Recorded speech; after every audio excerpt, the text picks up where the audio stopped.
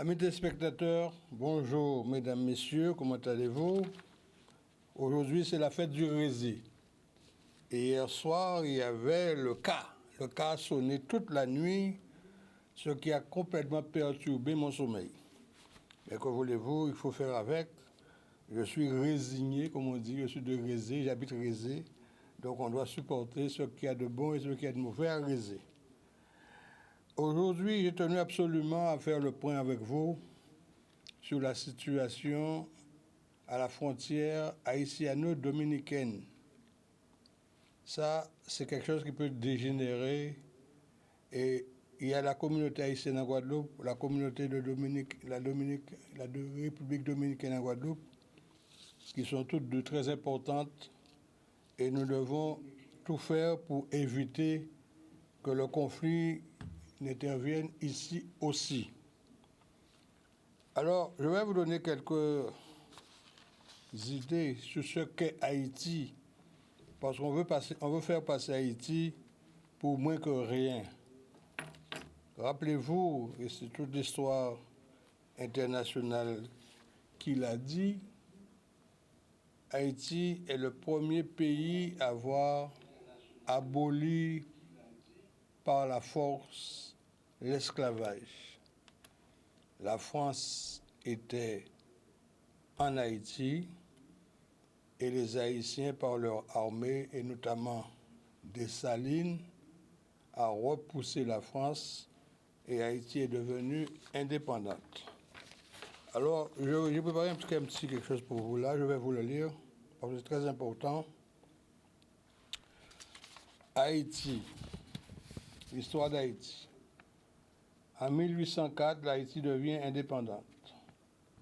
De 1910 à 1934, Haïti fut occupée par les États-Unis d'Amérique. De 1957 à 1971, la dictature de François Duvalier et de Papadoc, dit Papadoc.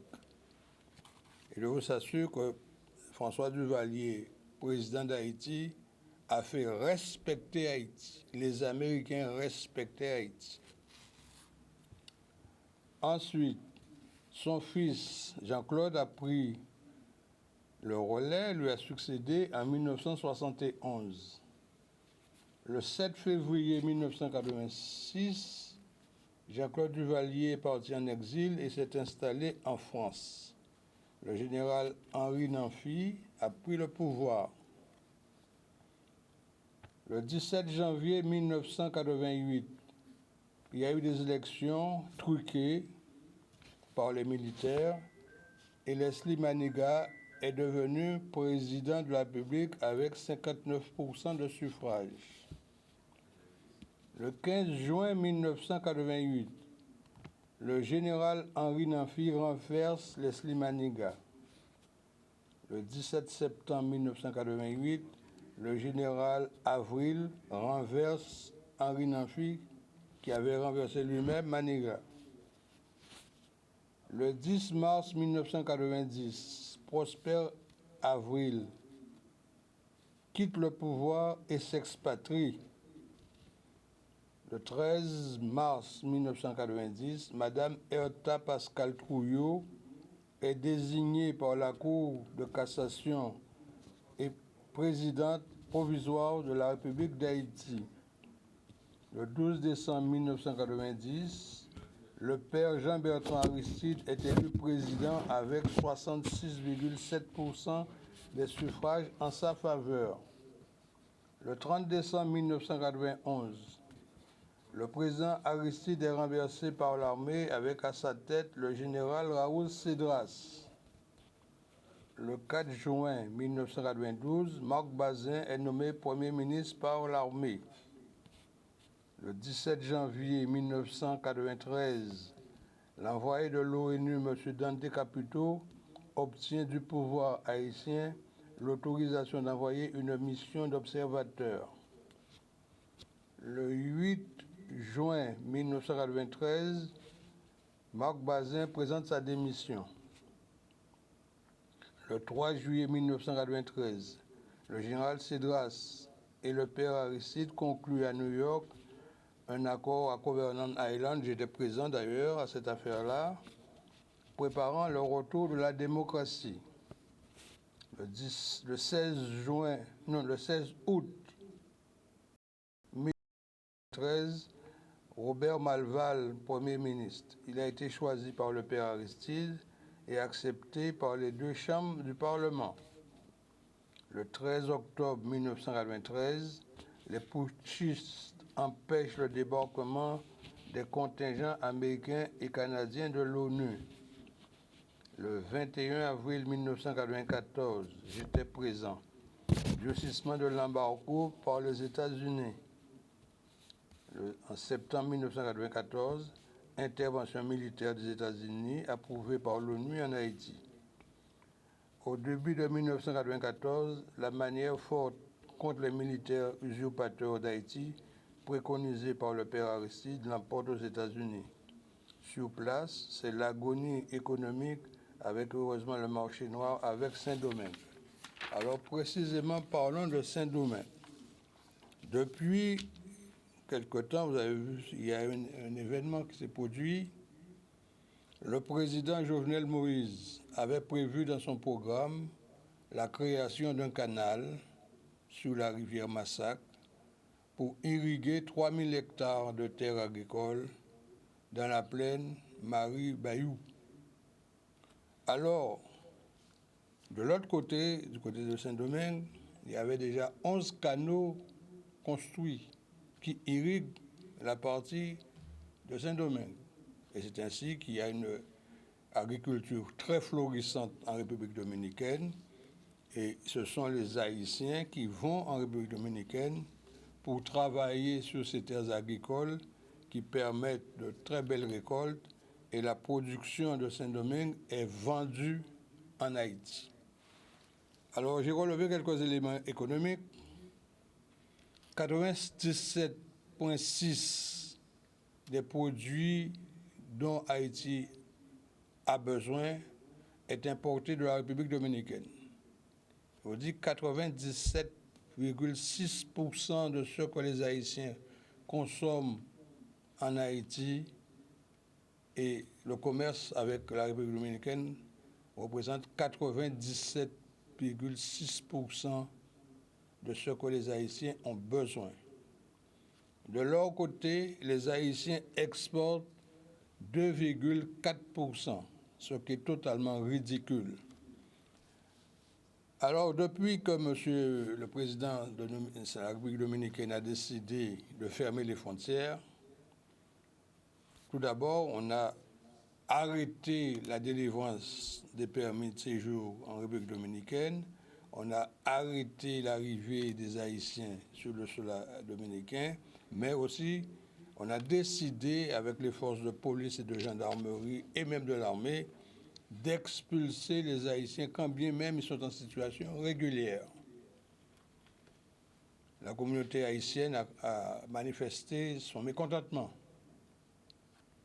Et depuis cet événement, 61 000 Haïtiens en situation régulière en République dominicaine ont quitté volontairement Saint-Domingue. Résultat, il y a pénurie dans le secteur agricole, parce que ce sont les Haïtiens qui fournissent la main-d'œuvre pour faire les fruits et légumes. Et il y a également pénurie dans le domaine du bâtiment, parce que ce sont les Haïtiens qui font les constructions à Saint-Domingue. Alors, il y a une évaluation qui a été faite des pertes financières depuis cette affaire. La République dominicaine a perdu 83 millions de dollars depuis le début de cet événement. Il y a un fait encore qui vient compliquer la République dominicaine. Il y a une Haïtienne, une personne qui vient normalement à la République dominicaine avec son passeport, avec son enfant, qui sont en règle. Ils passent les différents stades de l'immigration, mais à un niveau donné, il y a un policier qui a estimé que le passeport de l'enfant n'est pas conforme, alors qu'il est avec sa maman, c'est pas conforme, et on a mis la dame et son enfant en centre de rétention.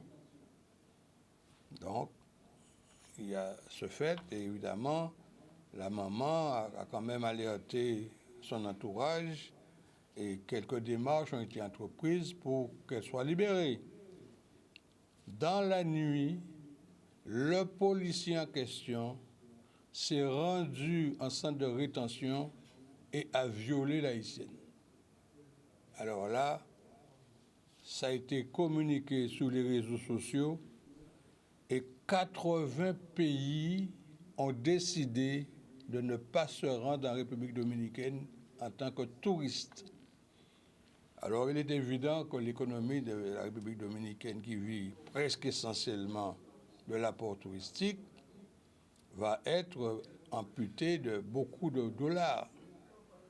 Alors, mais les hommes d'affaires en République dominicaine ne comprennent pas que cette situation leur tombe sur le dos.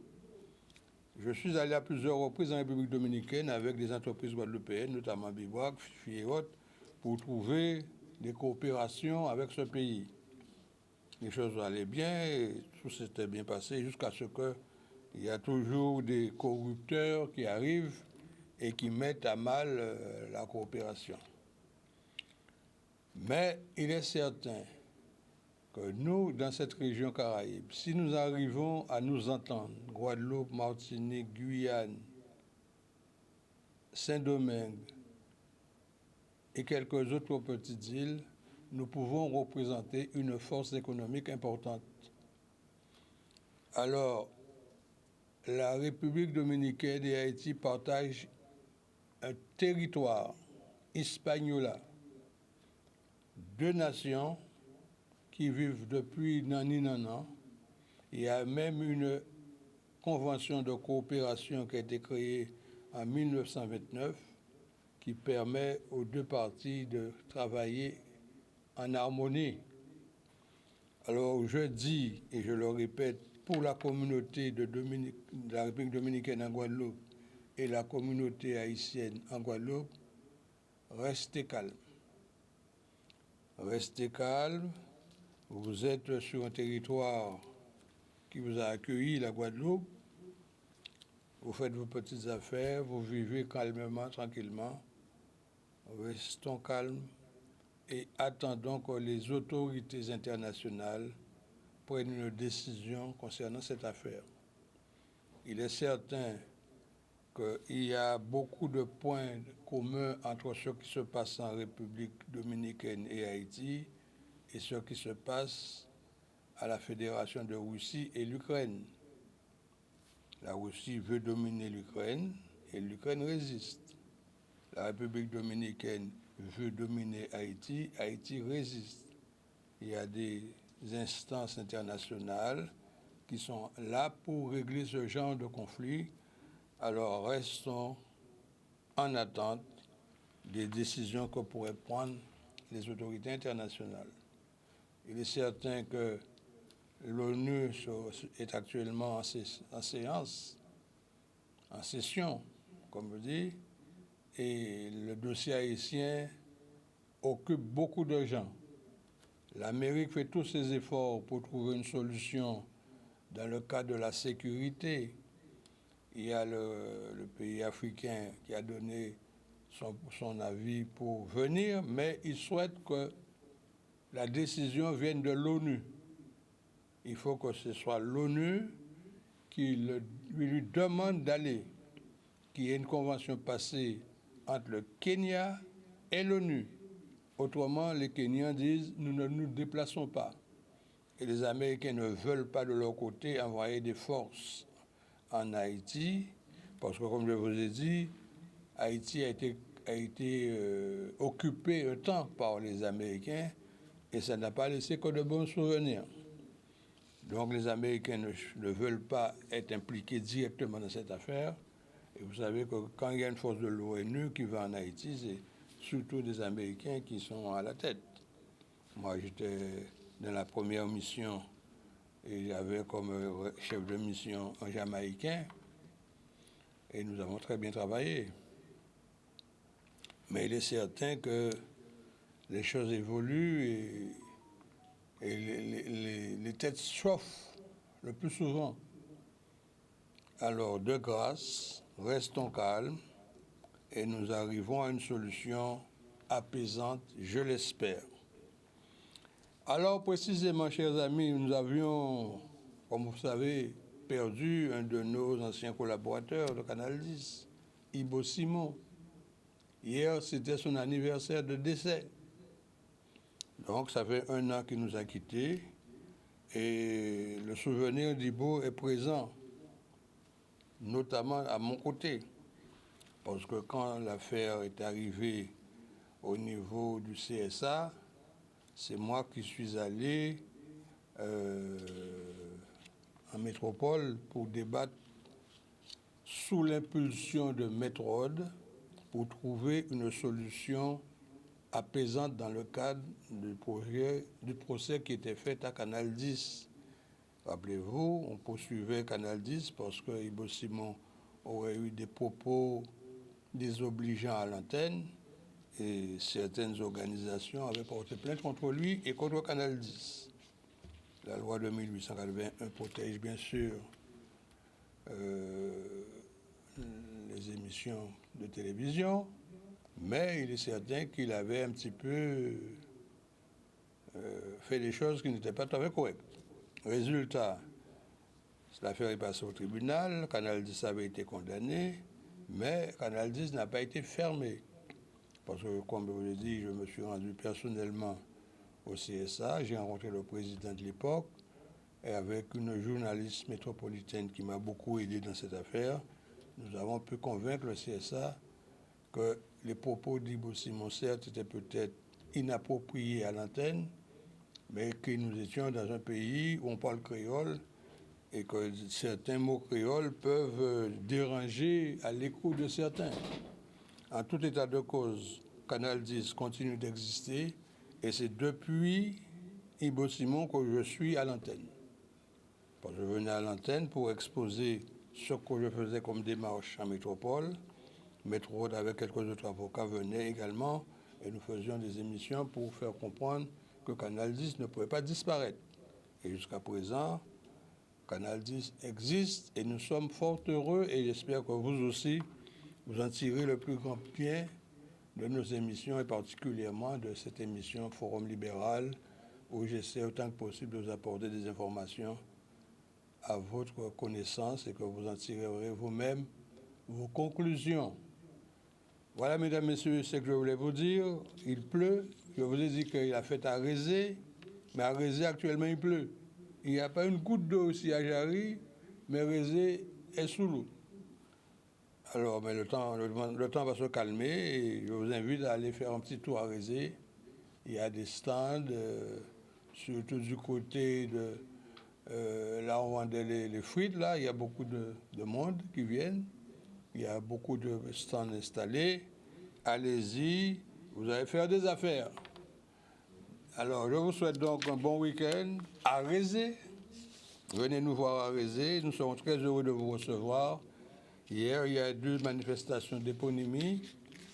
Il y a notre ami Alex Bouemba qui a été honoré au collège du Rézé parce qu'il y a une grande salle qui va porter son nom.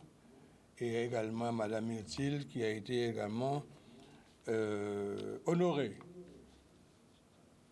Je vous souhaite donc de passer un bon week-end en nous visitant à Rézé et je vous souhaite donc de faire des affaires et qu'on se retrouve samedi prochain en bonne santé dans le cadre du Forum libéral.